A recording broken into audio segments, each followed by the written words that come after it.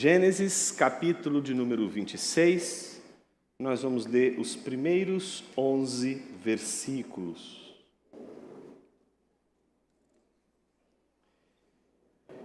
Diz assim a palavra de Deus: sobreveio fome à terra, assim como tinha acontecido nos dias de Abraão.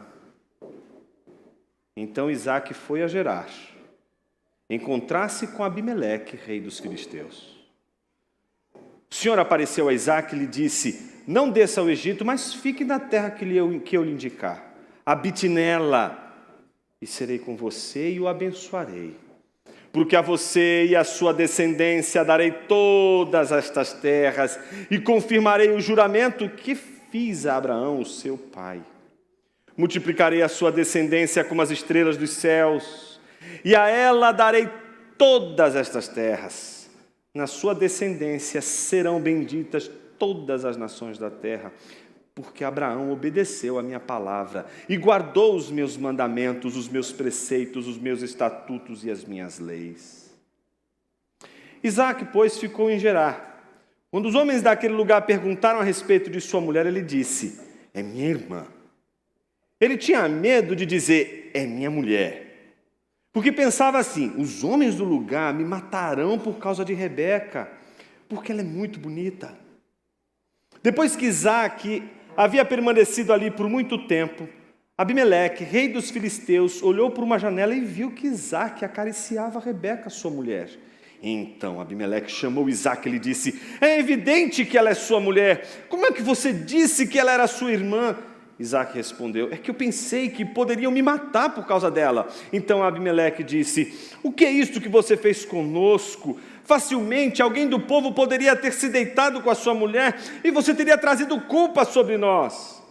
Então Abimeleque deu esta ordem a todo o povo: quem tocar neste homem ou na sua mulher, certamente morrerá. Oremos. Senhor Deus, fale conosco através de Tua palavra, que o Senhor nos alcance e com as Tuas misericórdias derramadas sobre nós, possamos compreender aquilo que o Senhor tem a nos dizer nessa hora. Em nome do Teu Filho Jesus oramos. Amém. Há uma canção do Marcelo Camelo que se escreveu Vencedor, do Los Hermanos, que diz assim, duas estrofes importantes, diz assim: olha lá, quem acha que perder é ser menor na vida. Olha lá, quem sempre quer vitória e perde a glória de chorar. Eu que já não quero mais ser um vencedor, levo a vida devagar para não faltar amor. Eu que já não sou assim muito de ganhar, junto as mãos ao meu redor. Faço o melhor que sou capaz, só para viver em paz. O sermão de hoje é para aqueles que acham que vencer é sempre vencer. Justamente para ensinar o oposto, que nem sempre vencer é vencer. Às vezes, vencer é perder. E às vezes, perder é vencer. Me dirijo àqueles que não sabem vencer e àqueles que não sabem perder. Aqueles que não sabem vencer, não porque se sentem pequenos demais, mas porque usam uma das mais incríveis imagens e pensamentos que travam a vida, trava a segurança, trava a confiança, sobretudo em Deus. Me dirijo àqueles que não sabem perder, porque acham que a única maneira de vencer é ganhar no final de tudo. O texto que nós acabamos de ler constitui a primeira parte da nossa exposição de hoje. A exposição de hoje ela é dedicada a esse longo capítulo, que é o capítulo 26. O capítulo 26 está dividido em 3 partes. A primeira corresponde a esses 11 primeiros versículos. E é nessa primeira parte que eu vou mais me dedicar com vocês. Vocês vão perceber que eu vou gastar muito mais tempo com os versículos 1 a 11 do que com os versículos posteriores. Então vamos falar dos versículos 1 a 11 da ética do enganador. Em segundo lugar, dos versículos 12 a 22, vamos falar da fidelidade de Deus. E vamos encerrar com os versículos 23 a 34, falando sobre a redenção do enganador. Comecemos com a primeira parte, dos versículos 1 a 11. Vamos nos concentrar longamente nessa ética do enganador. Eu queria que você prestasse atenção na primeira frase do versículo de número 1. Sobreveio fome à terra. Se você vem acompanhando as nossas exposições desde que começamos a série em Gênesis, sobretudo nessa altura do campeonato que estamos dedicados a pensar justamente a história de Jacó e Esaú, vocês sabem que o texto vai contando a história dos dois de forma paradoxal, estranha. As coisas são colocadas de uma forma tão tortuosa que você não consegue olhar aquela história e dizer assim: como é que isso aqui dá certo? Como é que isso aqui vai funcionar? Onde é que está o fio da meada? E a gente tem dado muita atenção aos grandes paradoxos que o texto vem mostrando. E o primeiro paradoxo já abre exatamente com esta frase: sobreveio fome à terra. Não tem como você olhar essa frase agora e continuar lendo. Você tem que lembrar do que foi feito semana passada. Toda a discussão da semana passada, toda a exposição da semana passada foi exatamente sobre a maneira desastrosa de Esaú lidar com a fome. Estava exaurido, faminto. E ele queria dar conta da sua fome de qualquer jeito. E o que nós vimos no versículo de número 34 é o desastre de Esaú, a atitude desastrosa de Esaú, que mostra o que somos capazes de fazer para alimentar nossa fome, para saciar nossa sede. Esaú estava disposto, e assim provou que não era apenas uma disposição, porque assim o fez. Jurou e vendeu a sua primogenitura por um prato de comida, e o desastre se apresenta na imagem de alguém que logo depois que come, levanta, anda, segue a vida como se nada tivesse acontecido. Então logo depois que Esaú sai de cena, observe isso, ele está saindo de cena, satisfeito com a comida que havia deleitado-se, o texto diz: sobreveio fome à terra. Não tem como você ler um negócio desse e não lembrar de Lucas 15. Lá se falam de dois irmãos, e a Bíblia diz que um daqueles irmãos passa por uma das terríveis provas da sua vida, justamente no momento em que sobreveio fome. A fome é o meio pelo qual Deus, desde o Gênesis, vai provocando a mudança no seu povo. Se o seu povo não consegue andar, se seu povo não consegue caminhar, se seu povo não consegue ir adiante, sempre sobrevém a fome, faz o povo sair do lugar do conforto e ir atrás de um outro lugar, para que nesse outro lugar esse povo encontre o que possa comer. O problema é como a gente lida com a fome. Esaú não lidou muito bem com a fome. O filho mais moço da parábola de Jesus também não parece ter lidado bem com a fome, exceto pelo fato de que a fome foi o motivo pelo qual ele se lembrou do seu pai e de sua casa. A fome, portanto, sobreveio à terra.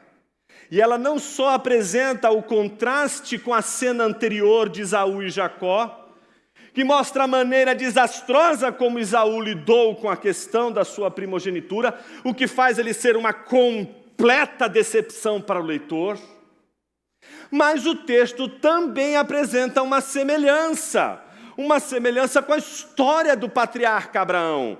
Sabemos que pelo menos por 2 vezes, nós já estudamos esse texto e analisamos esse texto detidamente, os 2 textos, que quando houve fome, Abraão foi para o Egito. Houve fome, Abraão foi para Gerar. A gente já está acostumado a ver Abraão passando por uma situação de fome e sendo obrigado a buscar os recursos para dar conta da fome.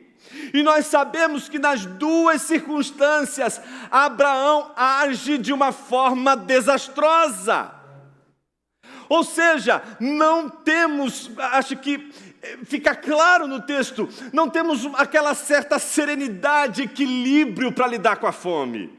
Na hora da fome, na hora da falta, somos desesperados, somos atabalhoados, a gente enfia os pés pelas mãos, atropela as coisas. A fome faz a gente fazer as coisas mais terríveis desse mundo. Nunca me esqueço. O dia que eu fui para uma igreja, eu tinha que atravessar São Paulo, eram umas 3 horas de viagem. E eu saí de casa com pressa, sem comer. Estava uma fome, aquela fome. Falei, meu Deus, mas falta só 30 minutos para chegar. Gente, eu não aguentei. Eu passei, olhei aquele restaurante, falei, vou entrar nesse restaurante. Eu não tinha, o que tem para comer? Não tinha nada.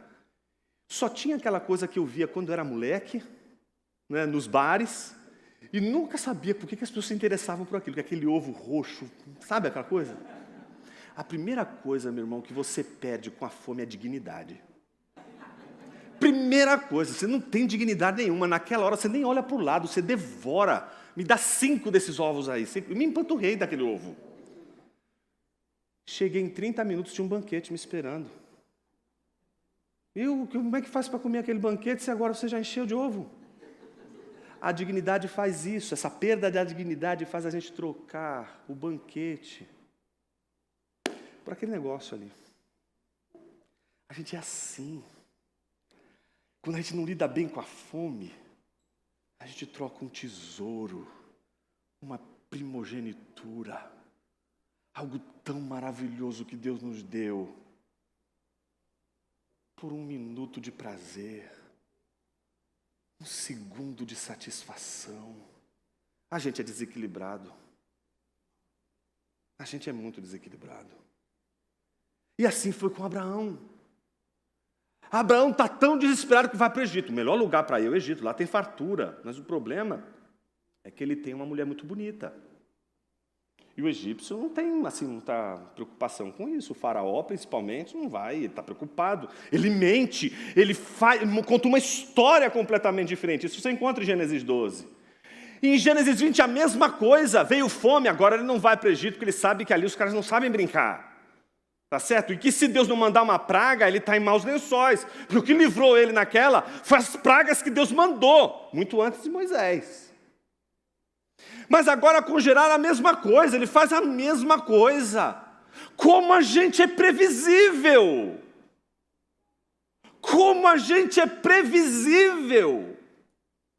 A gente erra uma vez, a gente erra a segunda vez, a mesma coisa, o mesmo erro, a mesma falha, a gente é previsível demais. E é tão interessante porque a gente às vezes sabe, meu Deus, comigo vai ser diferente. E não vai! É a mesma história! Vai repetir a mesma história. Abraão é previsível, erra de novo, no mesmo ponto, no mesmo momento. Que ele está ali fugindo da fome, ele abre mão da dignidade da verdade pela dignidade da comida.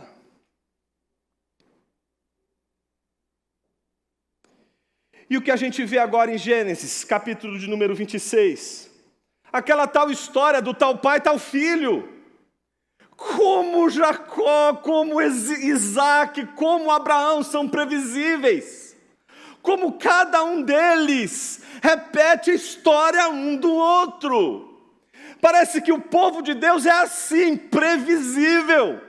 Erram sempre nos mesmos pontos. A gente escuta o mesmo sermão 1, 2, 3, 4, 5. A gente prega o mesmo sermão 1, 2, 3, 4, 5. E vai lá e faz a mesma besteira, faz o mesmo erro, comete o mesmo pecado.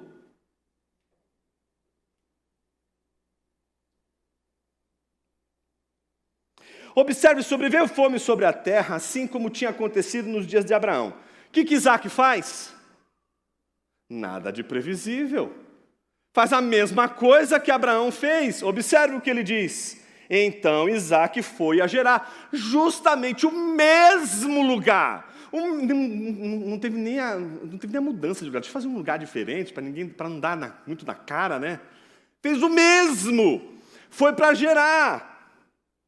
E se encontrou com quem? Abimeleque. Preste atenção, Abimeleque aí é uma dinastia, porque senão você vai pensar que Abimeleque é tipo um Matusalém. Não, não é. Esse aqui é sabe Dom Pedro I, Dom Pedro II, sabe os Césares? Pensa aqui exatamente da mesma forma, Abimeleque. Ele não está falando com Abimeleque do pai dele, é o Abimeleque dele. Todos nós temos o nosso Abimeleque, aquele que a gente sempre vai voltar a repetir sempre a mesma história. Está ali, é a mesma história, é uma dinastia, previsibilidade, o tempo todo, previsíveis. A gente não consegue fazer nada que seja imprevisível. Vamos fazer exatamente a mesma coisa. Isso não é desesperador, irmãos? Eu imagino aqui que se não é para ser desesperador, no mínimo é para você não ficar com uma pulga, mas com um elefante atrás da sua orelha hoje. Ele escolhe exatamente o mesmo lugar, encontra-se com Abimeleque, o rei dos filisteus. Mas aí o que acontece logo em seguida? Dos versículos 2 a 6, nós vemos ali a aparição de Deus.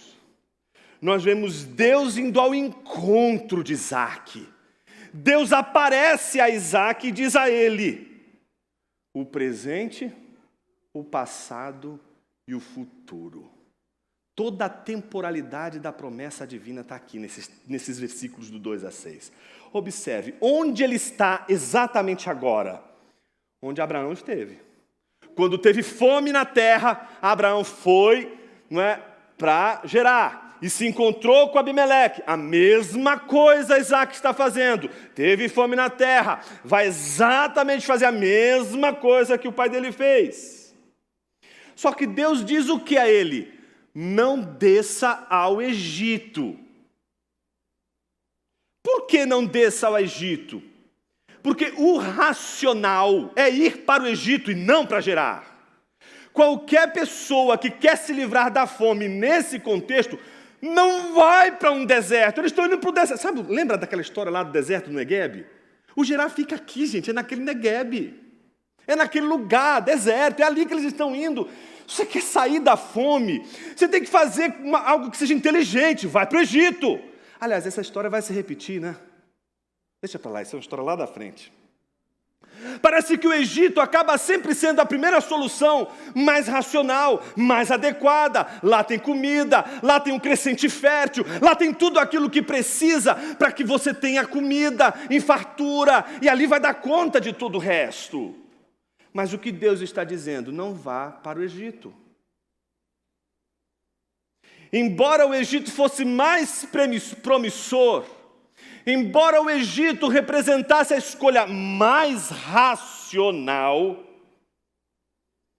Deus diz para ele ficar na terra de Gerar. Porque Gerar não é uma questão racional e uma questão promissora. É uma questão de confiança em Deus.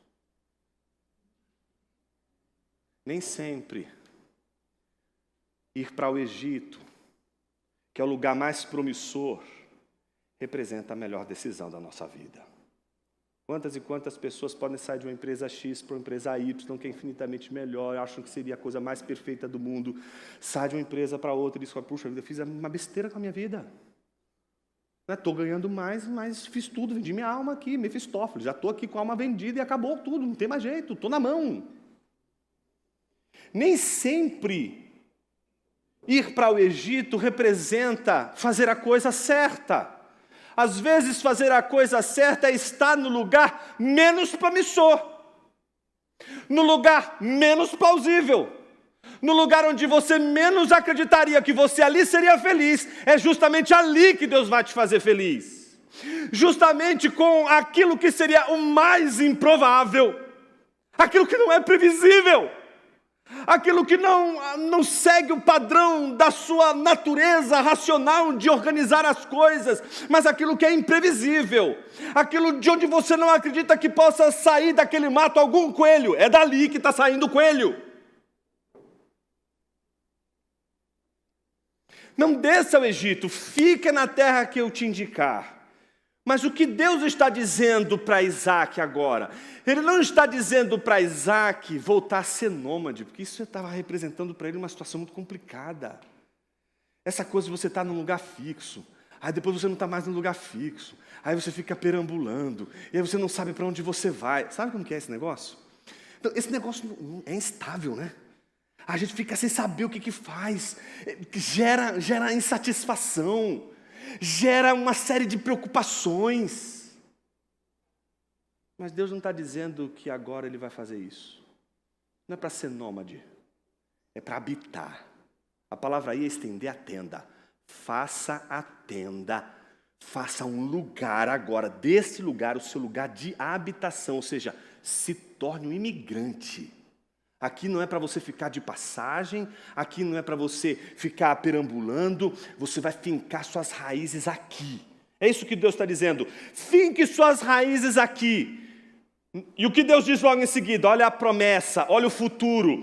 E eu serei com você e o abençoarei, porque a você e a sua descendência darei todas estas terras e confirmarei o juramento. Você está entendendo? Está vendo o futuro aí? Darei, farei, serei, confirmarei. Está vendo?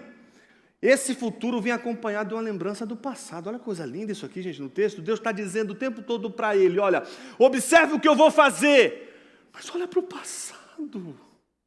Aprenda com o passado, Isaac. Olha o que aconteceu lá atrás. Veja como as coisas sempre aconteceram. Você não pode ser um sonhador vendo o futuro, vendo a sua vida no futuro passar diante de você, e você fazer todos os planos possíveis do futuro e nunca olhar para o passado. As pessoas que desprezam o passado, as pessoas que desprezam a história, elas não têm como lidar com o futuro de uma maneira, não é racional, é de uma maneira em que possam ver a própria mão de Deus, a providência divina. Não existe compreensão da providência sem compreensão da história. Só se entende a providência com o entendimento da história. Por isso que tem muito crente doido, tem crente doido, que acha que o mundo começou quando ele se converte. Deus já estava trabalhando com você antes de você saber que Ele existia, criatura. Você acha mesmo que antes de você estar no reino de Deus, você estava perambulando no vácuo desse mundo, no vácuo da história, sendo conduzido e não conduzindo? Você nem está aqui por sua vontade própria, criatura. Deus está conduzindo você desde o início. A mão invisível dele está conduzindo todas as coisas. A cegueira não é de Deus, é tua. É você que não vê a mão de Deus, porque você só consegue ver o que se repete, o previsível. Veja o que ele diz: e confirmarei o juramento que eu fiz lá no passado a Abraão, o seu pai. E novamente volta agora, mais uma carga de futuro, mais uma carga de promessas. Olha o que ele diz: multiplicarei a sua descendência como as estrelas dos céus, e a ela darei todas estas terras. Na sua descendência serão benditas todas as nações da terra. Por quê? Olha o passado. Porque Abraão, teu pai, obedeceu a minha palavra e guardou os meus mandamentos, os meus preceitos, os meus estatutos e as minhas leis. Ou seja, o que Deus está dizendo para Isaac? Que tudo aquilo que ele vai fazer está atrelado ao que ele já fez e o que ele já prometeu a Abraão. E a coisa mais importante, se você pudesse agora grifar na sua Bíblia, a coisa mais importante, o dito mais importante que está aí nessa coleção de versículos que vai do 2 ao 6, é exatamente quando Deus, depois de dizer habite nela, Ele começa dizendo: serei com você. de tudo que se possa imaginar que foi dito por Deus aqui, de todas as coisas extraordinárias que Deus disse que iria fazer, de todas as maravilhas que Deus promete a Isaac, nenhuma delas é maior do que a primeira e a última e a mais poderosa de todas as promessas que Deus poderia fazer a alguém. Eu serei com você. Depois de ouvir tudo isso, só resta para o Isaac uma única coisa, né? Depois de Deus dizer, porque Abraão me obedeceu, o que Isaac tem que fazer? Obedece. Exatamente o que acontece no versículo 6. Isaac, pois, não tem nem argumento, ficou em Gerar, vou ficar aqui mesmo. Tá bom demais, já entendi. Não sei como isso aqui vai resolver, não sei no que vai dar isso aqui, mas se Deus falou, está falado. Parece crente, né? Crente é assim, Deus fala, ele diz, vou ficar. Senhor, jamais te negarei. Pode o mundo inteiro te abandonar, pode o mundo inteiro te negar, eu vou ficar, eu vou te obedecer, eu vou ficar até o fim. Como você é previsível? Como você é previsível? Bom, depois de tudo isso, o que a gente vai descobrir? Exatamente a ética do enganador. Jonas, qual é a ética do enganador? Bom, quem é o enganador? Óbvio que Isaac. Deus não engana ninguém. Isaac é o enganador. E qual é a ética do enganador? Os fins justificam os meios. Nada mais previsível entre os seres humanos. Você não precisa ler Maquiavel para descobrir isso. Isso é o óbvio ululante. Você vai ver isso todos os dias. A sua tentação maior é sempre buscar a justificativa de todos os meios, desde que o fim último seja alcançado. É só por obra da graça divina que a gente muda isso aí. Que a gente começa a pensar de uma outra maneira, enxergar de outras ordens. Observe. Primeira coisa importante, o texto diz: quando os homens daquele lugar perguntaram a respeito de sua mulher, o que ele disse? Totalmente previsível. Foi no mesmo lugar que o pai, falou com o mesmo rei, fez as mesmas coisas que o pai. E quando perguntam para ele da mulher dele, o que ele diz que ela é? O que ele fez com Sara? É minha irmã. Mimetizou completamente, imitou completamente Abraão. E observe o que diz aqui a palavra de Deus. Ele tinha medo de dizer, é minha mulher, porque pensava, nada mais previsível, você pensa demais. E quando você pensa, você conta história, né? Ou será que sou eu que sou doido? Quando você pensa as coisas, você começa a contar história. Meu Deus, vai acontecer isso, e logo depois isso, vai ser uma tragédia, as coisas vão acabar, o mundo vai acabar, vai explodir uma bomba atômica, não vai sobrar ninguém, meu Deus, eu tenho que fazer tudo agora, tem que acontecer tudo agora, olha, eu vou ter que fazer isso agora, assim, assim, assado. A gente começa a imaginar um monte de coisa, não aconteceu nada, e provavelmente não vai acontecer nada, mas na sua cabeça até a Terceira Guerra Mundial já aconteceu. Na sua mente, na sua imaginação, já aconteceu muita coisa. E aí você está mergulhado nessa imaginação. Se eu falar que é a minha mulher, eles vão pegar a minha mulher, vão trucidar com a minha mulher. Eu não posso, eu tenho que fazer de outro jeito. Até se escapou o microfone aqui. Eu tenho que fazer de uma forma que eu possa me livrar disso. Porque senão eu coloco em risco a minha própria mulher. Ele está começando a imaginar, ele não está olhando mais para fato nenhum. Muitos de nós hoje está assim. Ninguém mais quer ver fato. É a fake news da mente o tempo todo. Não é aquela só dos twitters, de todas as redes sociais, etc. É aquela que a sua mente produz. Você é o maior produtor de fake news espiritual e mental. Você é a fake news. Você produz o tempo todo aqui, ó, um monte de notícias. Você fala, meu Deus, será que vai acontecer nada? Mas você está aqui, ó. Já aconteceu um monte de desgraça. A pessoa vai chegar, vai me bater, vai me acabar. A pessoa chega e te dá um beijo no rosto e diz assim, eu te amo, jamais eu ia permitir que algo acontecesse com você. Você fica até aliviado, porque você já tinha imaginado tanta coisa. como a gente é previsível. Então ele com medo diz, é minha irmã. Porque se ele diz minha mulher, ele pensava assim. Olha como ele pensava, tá vendo? Ele está falando dos pensamentos deles. Os homens do lugar me matarão por causa de Rebeca. Não está nem pensando na mulher, gente. Olha aí para aí. Aí você está pensando assim, olha, que é o último romântico dos patriarcas. Está pensando, a minha mulher é bonita, e tal, mas o problema é que vão me matar.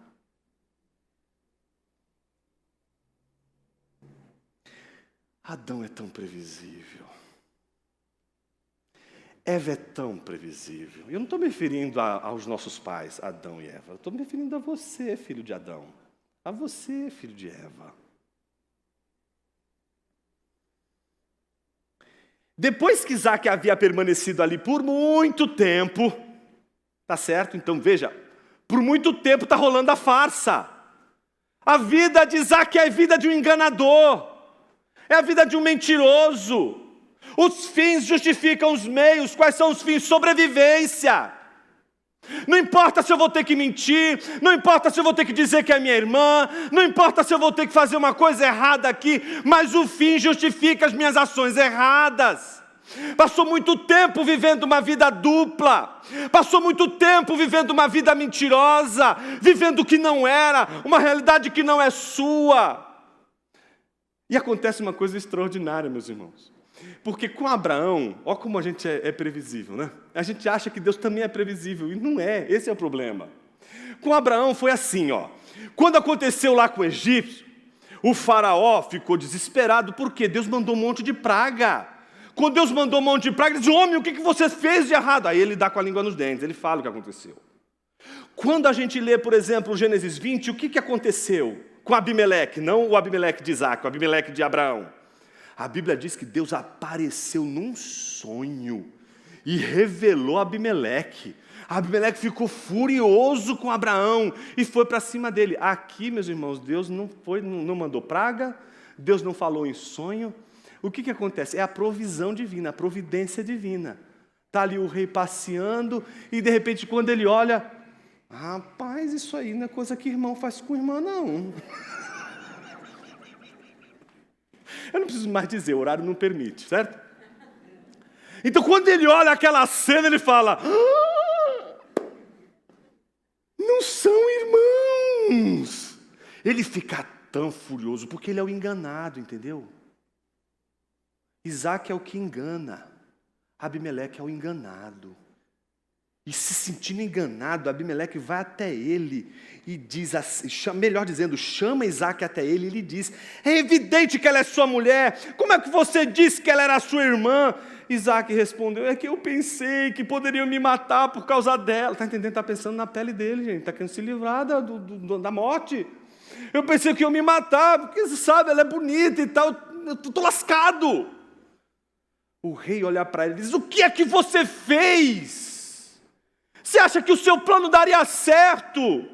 Foi Deus que guardou sua mulher. É isso que ele está dizendo para ele.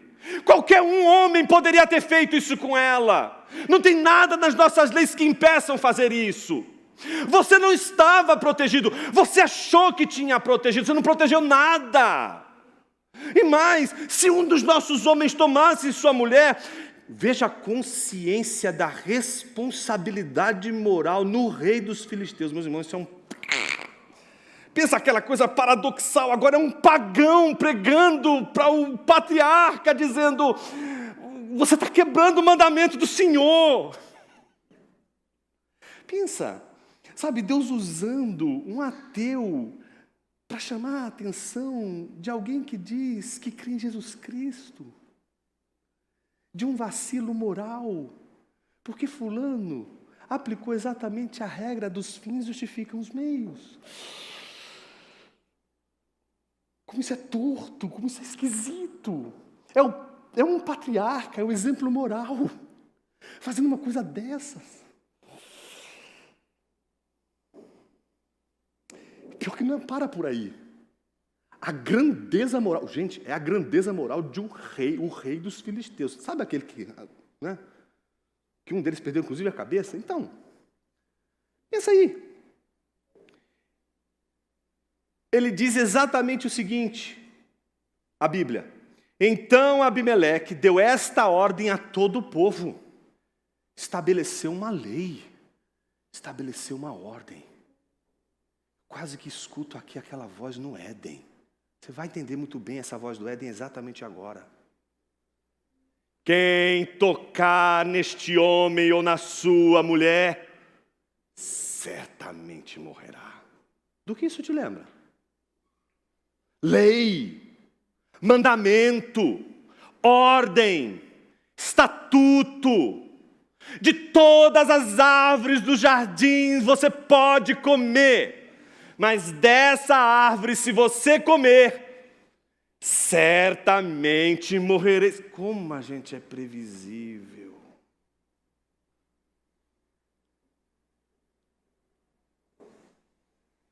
Bom, a gente já sabe que Isaac é um enganador. A gente já sabe aquela cena grotesca que deixa você arrepiado, né? É que Abimeleque ocupa o lugar de um profeta, ocupa o lugar de um Natã. Pensa, Abimeleque está fazendo a função de um Natã. E Isaac é de Davi. Tá certo? Está fazendo aquele papel de repreensão.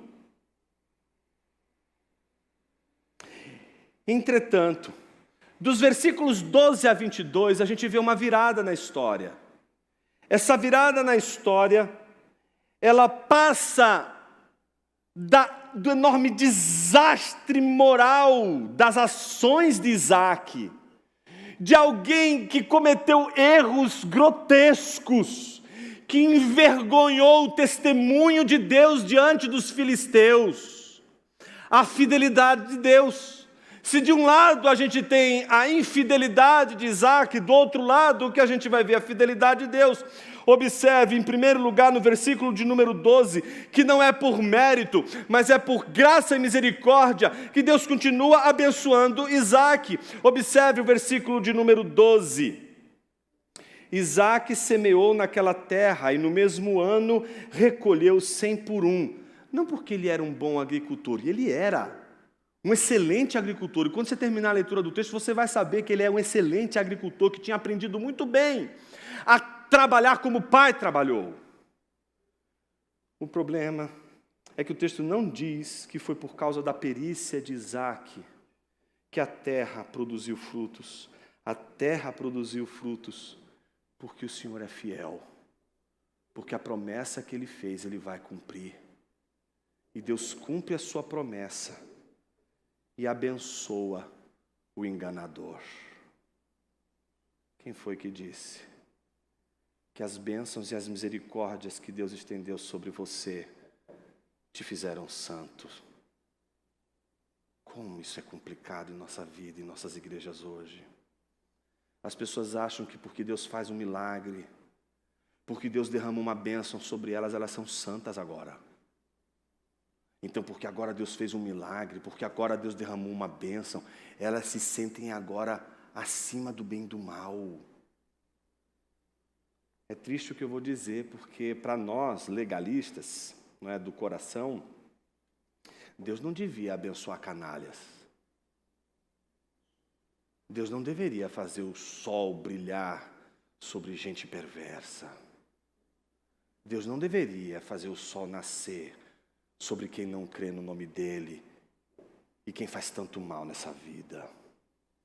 Mas acontece que o sol nasce para justos e injustos. O sol brilha para ímpios e para crentes.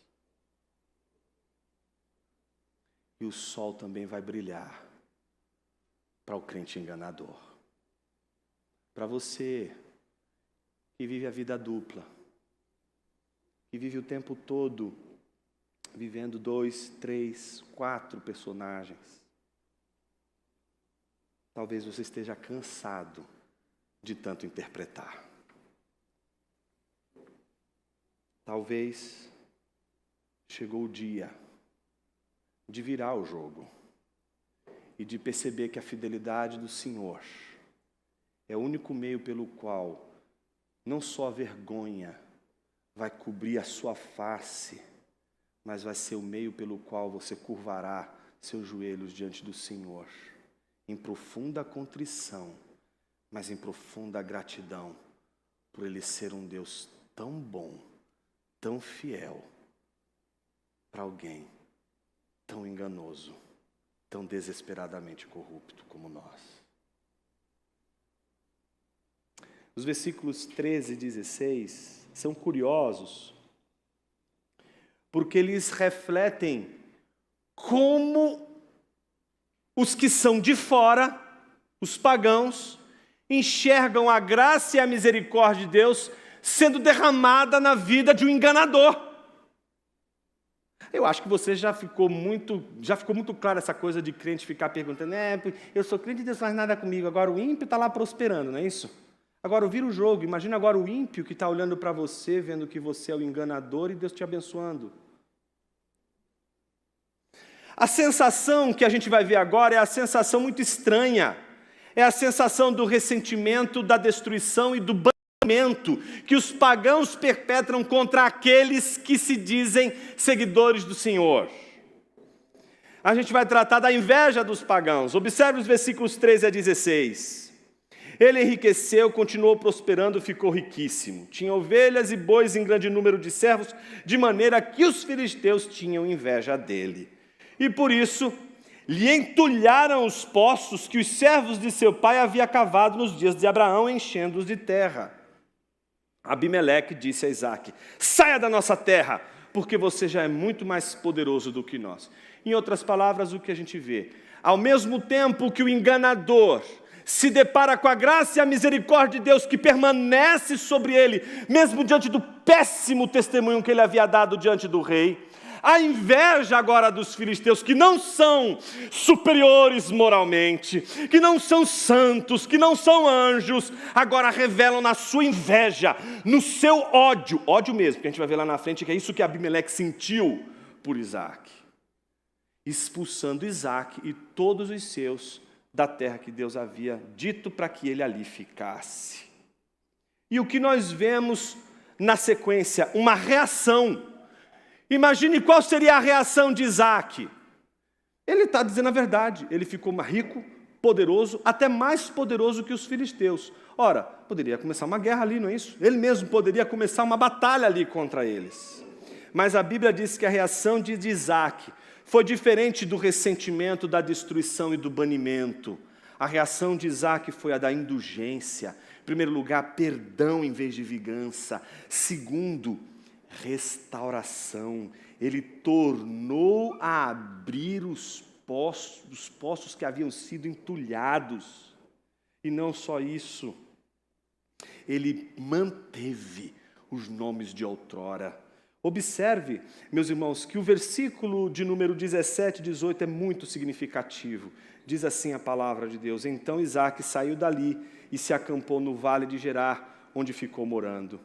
Isaque tornou a abrir os poços que haviam sido cavados nos dias de Abraão, seu pai. Aqueles poços que eles haviam entulhado, que eles haviam destruído. Então o que ele faz?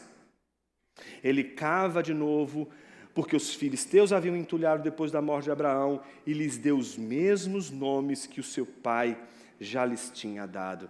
É um Isaque que sabe o poder da história, de que não existe futuro sem memória, de que o povo de Deus não pode aceitar os poços sendo entulhados e deixar os poços entulhados. Onde os ímpios entulham os poços, o povo de Deus tem que aprender a desentulhar e chamar pelo nome verdadeiro. Não importa quais sejam os nomes que os ímpios deem aos mandamentos de Deus, todas as vezes que os mandamentos de Deus forem quebrados, o que a gente vai fazer? Restaurar. E restaurar a ordem não é só desentulhar, é desentulhar e chamar pelo nome que era, não pelo nome que foi dado. A reação, portanto, de Isaque é de duas maneiras. Uma reação de perdão por aqueles que têm ofendido a ele, e a de restauração de tudo aquilo que tinham feito de errado contra ele. A reação que Deus espera, portanto, de todo o povo de Deus não é outra, senão a de uma indulgência do coração. Perdoar os que nos ofendem e, ao mesmo tempo, levantar a cabeça e restaurar aquilo que foi destruído pelas mãos de todos aqueles que odeiam a você, ao povo de Deus ou ao seu Senhor. Não há bate-boca, não há briguinha de Twitter, não há nada disso, não há nada, não há essas intrigas, não há motim, conspiração, vamos agora acabar com todos aqueles que querem ver o fim da igreja. Meu filho, fique em paz aí, porque não é você que vai salvar a igreja não, o outro que salvou e foi para a cruz, e a cruz não é digna de você. Então voltemos aqui. Observe os versículos 19 e 20 o que dizem. Os servos de Isaque cavaram no vale e acharam um poço de água nascente. Mas os pastores de Gerá entraram em conflito com os pastores de Isaque. Eles não têm sossego, está entendendo? Eles acabaram de sair de um conflito. Observe, era um conflito com os filisteus. Entulharam os poços, mandaram eles embora. Eles vão, depois encontram os poços entulhados, eles desentulham os poços, chamam pelos, restauram tudo. Quando eles encontram água e vão fazer o poço, o que acontece? Aqueles caras que estavam lá, os pastores de lá, entram em conflito com os pastores de Isaque e dizem assim, não, essa água é nossa. Imagina, depois que eles fazem todo o trabalho, chega alguém para dizer, agora esse trabalho é nosso. Observe como Isaque é o exemplo de uma liderança totalmente transformada. Ele poderia dizer, não, a gente batalhou por isso aqui é nosso. A gente venceu para estar aqui. A gente batalhou para conquistar isso aqui é nosso. Ninguém mais põe a mão. Não, observe a atitude de Isaque. Depois que eles dizem, essa água é nossa, por isso que Isaque chamou o poço de Ezeque, porque entraram em conflito com ele, por causa daquilo. Então o que eles fizeram? Cavaram outro poço. E também por causa desse houve o conflito. Por isso recebeu o nome de Sitna. Ou seja, eles vão cavando poço, enfrentando o conflito. Cavando poço, enfrentando o conflito. E Isaque vai se mostrando cada vez mais um líder não pacifista, mas um líder pacificador. Se existe algo que falta hoje em nossa vida de igreja e na vida no mundo como um todo, são de líderes pacificadores. Gente pacificadora. O que não falta é o isqueirinho, Quer ver a coisa pegar fogo. Eu quero ver essa raiva. Eu quero ver a ira dos céus. Isaque, ele está fugindo do conflito. Ele é um pacificador. Observe isso. Partindo dali, Isaque cavou, versículo 22, ainda outro poço, e como por esse não houve conflito. Opa, agora sim. Cavou, agora veio um poço, nesse poço não há conflito. Ele chamou o nome de Rebote. Por quê? Porque Rebote significa que o Senhor abriu espaço. E então, esse espaço que foi aberto, ali eles prosperaram. Deus abriu espaço para eles. Isaque estava caminhando sabendo que Deus estava provendo tudo o que eles precisariam. Ele estava aprendendo a confiar no Senhor. Ele não estava mais imaginando. O que eles vão fazer? Não, vamos atacar. Mas pode virar uma... Não tem... Vamos para a próxima. Deus mandou outra coisa? Deus disse alguma coisa que era para fazer aqui? Não, então vamos seguir o caminho. Se não deu aqui, vamos continuar fazendo o nosso trabalho. O trabalho é de cavar poços? Vamos cavar poço. Mas aqui disseram que o poço é do fulano. Fica com o poço, a gente vai procurar outro lugar. E vai continuar fazendo a mesma coisa, cavando poço. Chega uma hora em que a Bíblia diz que não é pela destreza de Isaque, mas pela graça e a misericórdia do Senhor, que um daqueles poços não teve conflito, e então ele pôde prosperar ali. Ali, naquele lugar, Isaque chamou Berseba, e na mesma noite o Senhor apareceu a ele e falou com ele. E aqui a gente chega à terceira e última parte da nossa exposição. Se a gente viu, de um lado, o enganador, com a sua ética dos fins que justificam os meios, a gente viu, por outro lado, a fidelidade de um Deus que, mesmo na nossa enganação, derrama a sua graça e a sua misericórdia, não porque a gente é bonzinho, mas porque Ele prometeu. Em terceiro lugar, a gente encerra a nossa exposição com a redenção do enganador. É o arco redentivo. Isaque não permanece como enganador. O Isaque sabe o que é ser enganador. Ele sabe o que ele fez de errado. E a coisa muda. Veja como a coisa muda. versículo 23, Deus aparece novamente a Isaac e diz: eu sou o Deus de seu pai Abraão, não tenha medo, porque eu estou com você, eu o abençoarei e multiplicarei sua descendência, por amor de Abraão, meu servo. Então Isaac levantou ali um altar, e tendo invocado o nome do Senhor, armou sua tenda, e os servos de Isaac abriram ali um poço. Coisa maravilhosa, não? Se o povo de Deus é previsível no que faz de errado, o povo de Deus também é previsível quando faz o bem. Se há uma coisa que é previsível no povo de Deus, é diante da misericórdia imerecida que recebemos de Deus, oferecermos a Ele o culto. Se existe algo que é previsível no povo de Deus, esse algo é o culto. Como somos previsíveis! Como diante da graça e da misericórdia de Deus a gente quer cantar, a gente quer celebrar, a gente quer cultuar. Sempre foi assim e sempre será assim, porque se somos previsíveis pelo mal que fazemos, também somos previsíveis pelo bem que realizamos. E a previsibilidade de Isaac está no fato de que aquele que é o enganador, previsível na sua enganação, é agora o crente que cultua a Deus na previsibilidade, naquilo que se espera e nunca falta em um crente: culto. Segunda coisa importante: tal pai, tal filho. Se ele é igual ao pai, cometendo os mesmos erros do pai, ele também é igual ao pai, cometendo os mesmos acertos do pai. Assim como o pai, em cada momento que Deus derramava graça e misericórdia, ali ele erguia um altar, assim Isaac vai erguer um altar todas as vezes que a graça e a misericórdia de Deus se manifestarem explicitamente e implicitamente diante dele. Um eleito é previsível, seja no que faz de errado, seja no que faz de certo. Falhamos na confiança em Deus, mas sempre invocamos e adoramos a Deus quando a sua misericórdia nos alcança. Os versículos 26 até o 31 refletem a grande virada. Que virada é essa? Ele está ali no seu canto, agora a vida acalmou, as coisas estão em ordem, tudo agora alcançou equilíbrio, tá certo? Vocês lembram, ele sai de lá com conflito, Abimeleque manda ele embora, aí ele vai brigando com um, mas vai sendo um pacificador, até encontrar um canto em que ninguém mais vai perturbar ele está em paz. E aí quem aparece?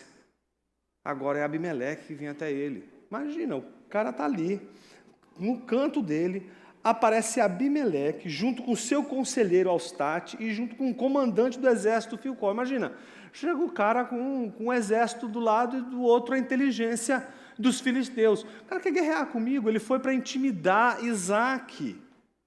Mas a Bíblia diz que a resposta de Isaac foi outra. Observe, Abimeleque, seu amigo Alstate e Ficol, comandante do seu exército, saíram de Gerar para encontrar Isaac. Isaac perguntou: por que vocês vieram à minha presença se me odeiam e me expulsaram do meio de vocês? Por que vocês estão vindo aqui?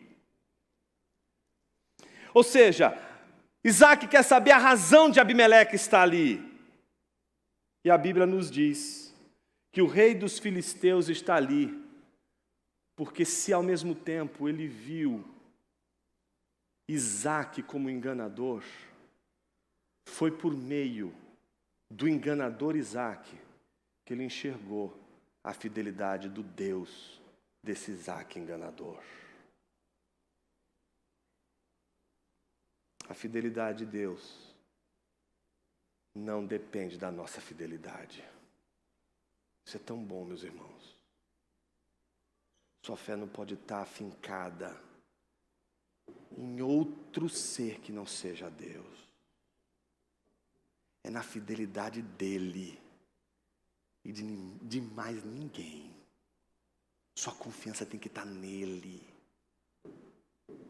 Então Abimeleque o que faz? Ele vai ao encontro de Isaque, acompanhado do conselheiro real e do comandante do exército. Mas ele veio porque reconheceu que Deus era com Isaque e veio agora a Isaque suplicar paz, porque Isaque não para de crescer, Isaque não para de prosperar, ele está com medo. Agora ele vai se voltar contra mim, ele vai se vingar contra mim. Ele não consegue imaginar que este Isaque não é aquele que ele expulsou das suas terras, é um Isaque transformado, é um Isaque regenerado. Ele não consegue perceber que ele não está mais diante daquele Isaque, ele está diante de um outro Isaque, um Isaque pacificador. Então ele diz com essas palavras, vimos, a partir do versículo 28, claramente que o Senhor está com você. Então pensamos, nada mais previsível, né? Pensamos, olha a lucubração, imaginando, pensamos que seria bom se houvesse um juramento entre nós e você. Queremos fazer uma aliança, na verdade, com você. Você jura que não nos fará mal, assim como nós também não fizemos nenhum mal a você. Mas fizemos somente o bem e o deixamos ir em paz. Você é agora o abençoado do Senhor. Ou seja, ele vai levar para Isaque uma proposta de paz. Essa proposta de paz, ela é muito significativa aqui no texto por várias razões. Primeiro, Isaque não se intimidou com a vinda de Abimeleque, com as duas representatividades tão poderosas que estavam com ele. Segundo, Isaque não deixou de saber quem ele era, porque ele foi tratado por Abimeleque como um rei. Se você para prestar atenção no texto, você percebe que Isaque está sendo tratado por Abimeleque como se ele fosse um rei. Ele está negociando com Isaque de igual para igual. Isaque está sendo reconhecido por Abimeleque como um rei. E esse rei poderoso, ao qual ele oferece um juramento, é aquele que na mesma hora poderia dizer, não quero juramento nenhum. Poderia aplicar exatamente os mesmos padrões de Abimeleque, ressentimento, inveja e banimento. Poderia simplesmente dizer, você fez o que fez comigo, vai embora daqui. Mas não, a reação de Isaque é uma reação surpreendente. A Bíblia diz que naquela mesma hora, Isaque lhes deu um banquete e comemoraram e beberam. Levantando-se de madrugada, juraram de parte a parte. Isaque os despediu e eles se foram em paz. Nesse mesmo dia, vieram os servos de Isaque e, dando-lhe notícia do poço que tinham cavado, lhe disseram, achamos água. Ao poço, Isaque deu o nome de Seba, por isso Berseba é o nome daquela cidade até o dia de hoje. Isaque, então, é o líder pacificador, é o líder que não trata com ressentimento aquele que o ofendeu, é aquele que, mesmo sendo ofendido, não reage com a ofensa, mas convida para um banquete, estabelece os termos do juramento ao convidar para o banquete, e não somente os despede depois de um banquete, mas os despede, como a Bíblia diz, em paz. Se existe algo poderoso que nós encontramos aqui nesse texto, é que o rei dos filisteus reconheceu o testemunho de que Deus é fiel por meio do que ele realiza através de Isaque. Como isso é incrível, meus irmãos. Deus usa a gente como a gente previsível. Eu olho para Isaque, eu olho para Pedro, e diz, Senhor, jamais te negarei. E depois de alguns instantes começa a negar Jesus e nega Jesus 3 vezes. E depois Jesus encontra novamente com Pedro e diz, Pedro, tu me amas? E Jesus olha para ele e diz, então apacenta as minhas ovelhas. Não há em Jesus ressentimento. Jesus não olha para Pedro e diz assim: você me fez tão mal, você me traiu, você me machucou, você me ofendeu. Jesus é o rei ofendido, que como Isaac, tinha todo o direito de escorraçar da sua presença aqueles que o ofenderam. Mas como Isaac, Jesus é o rei que morre na cruz por aqueles que o ofenderam, oferecendo o seu corpo e o seu sangue como banquete para aqueles que o ofenderam, para aqueles que fizeram tão mal a ele.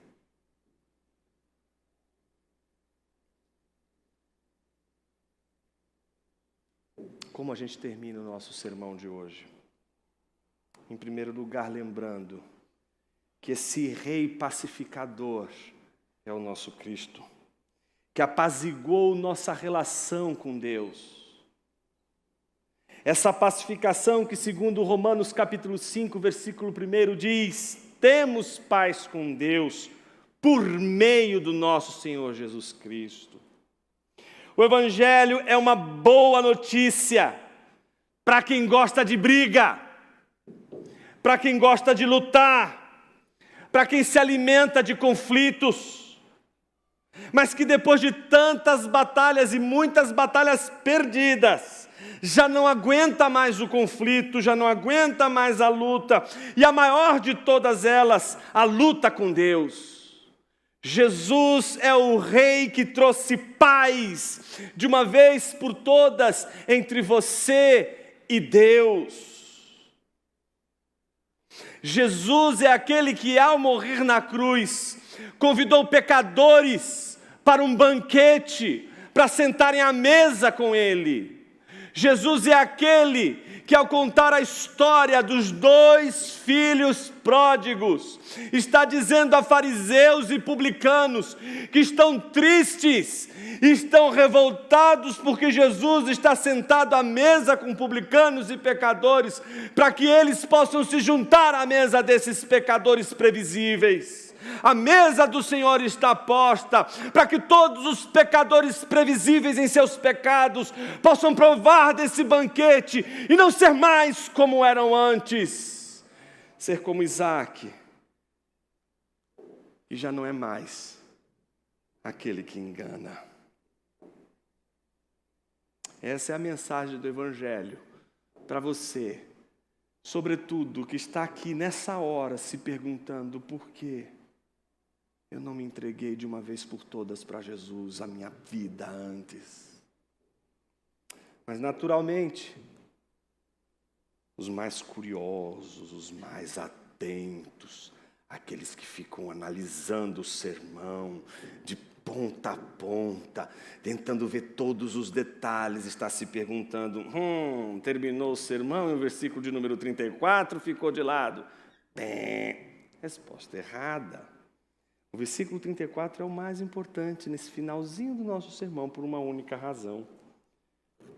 Se você achou que a gente ia esquecer do versículo 34, está enganado. Ele tem uma função poderosa nesse momento de oração.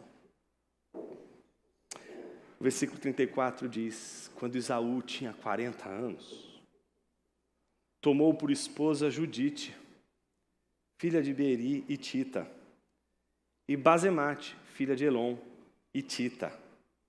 Essas duas se tornaram amargura de espírito para Isaac e para Rebeca. Não é estranho terminar um texto assim, que tem a ver Esaú com tudo isso que a gente acabou de ler? Tudo a ver. Tudo a ver. Sabe as aspas? As aspas começam assim: a grande decepção de Esaú, aquele a quem Isaac amava. E termina a história com uma decepção horrorosa.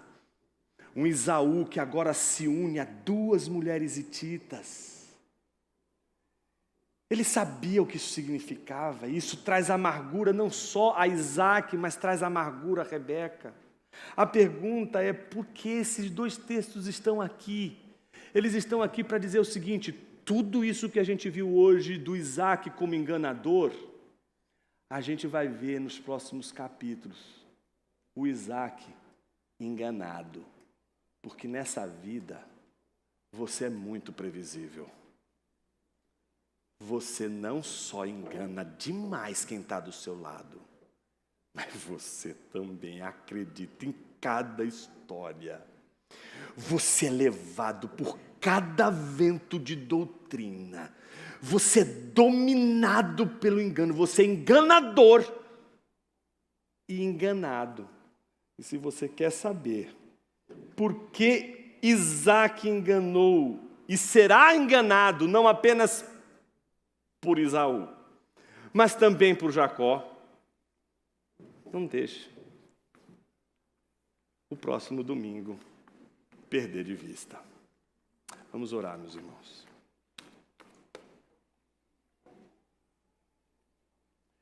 Jonas, eu sou enganador. Eu engano todo mundo, mas meu maior vício é enganar a mim mesmo. Eu amo contar mentiras para mim mesmo e acreditar nas mentiras que eu conto para mim mesmo. Mas isso cansa, porque as mentiras não são reais. Eu não quero mais o irreal, eu não quero mais uma fantasia, eu quero concretude. Eu não quero mais uma igreja que se parece com igreja, eu quero uma igreja que é igreja. Eu não quero mais amizades que se parecem com amizades, eu quero amizade mesmo. Eu quero mais um casamento que se parece com um casamento, eu quero um casamento mesmo. Eu não quero mais uma vida de oração que se parece com uma vida de oração, eu quero uma vida de oração que é mesmo uma vida de oração. Se você não aguenta mais a vida do enganador, se essa vida te sufoca, talvez seja a hora de você dobrar os seus joelhos diante do Senhor Todo-Poderoso e dizer: Senhor, tenha misericórdia de mim. Eu não só tento me enganar, mas ao me enganar eu tento enganar aquele que jamais pode ser enganado. Só o Senhor não engana e só o Senhor é incapaz de ser enganado. Mas mesmo assim, podemos hoje nos aproximar deste Deus, com um coração tão enganoso e corrupto, e dizer: Deus, trabalha meu coração. Deixe que esse momento de silêncio, mesmo que as crianças estejam chegando, o burburinho das crianças, nada disso pode te atrapalhar agora. Deixe que nada te atrapalhe. Não deixe que os ruídos sejam mais fortes do que a poderosa palavra de Deus no seu coração nessa hora. A dizer para você que a fidelidade do Senhor vai permanecer, mesmo que você o engane uma ou tente enganar 1, 2, 3 milhões de vezes. Que nesse silêncio meditativo você possa confessar seus pecados ao Senhor e encontrar graça e misericórdia que transforma, que redime o enganador,